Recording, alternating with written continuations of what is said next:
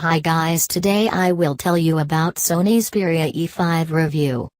Perhaps the bravest of them all, the Sony Xperia E series has a challenging task set upon it, to convince buyers within the ruthlessly competitive low-end market to pick it over increasingly strong alternatives.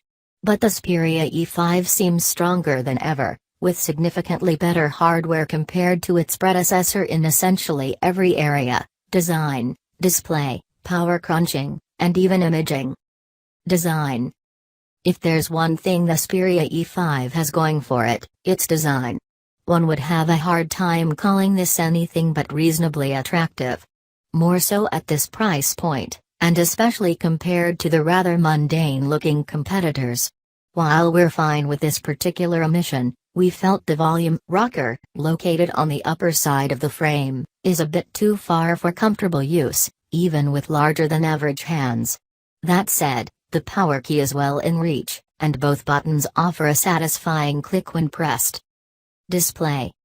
At a time when we're still witnesses of poorly calibrated panels even at the higher end, the Xperia E5 is a welcome change, especially at the lower end. Finally, color accuracy is pretty decent for the device of this caliber. We've got an excellent color temperature, decently accurate gamma across the brightness spectrum, and relatively lifelike colors for the most part. Camera. The camera specs are impressive for a mid-range device. This was to be expected from Sony since it usually delivers quality cameras in its devices.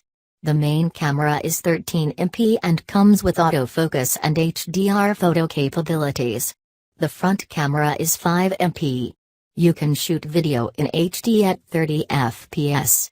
Other camera features include geotagging, touch focus, face detection and panorama. These are excellent camera features but expected from a Sony smartphone. Connectivity. The Sony Xperia E5 comes in single and dual SIM flavors. The phones can connect at up to 150 Mbps speeds thanks to LTE Cat 4, 50 Mbps up, or Wi-Fi A/B/G/N, dual band, if you prefer a local connection. NFC is available too. Wireless media connections include DLNA and Miracast. There's no wired TV out, but the USB port does support on the go for hooking up external storage. Battery. Sony released a software update for the Xperia E5 just as we were getting ready to publish this review.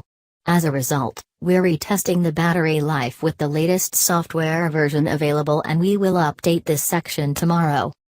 Based on Android 6.0 Marshmallow, the Xperia E5 comes with Sony's proprietary skin on top, which has seen some meaningful.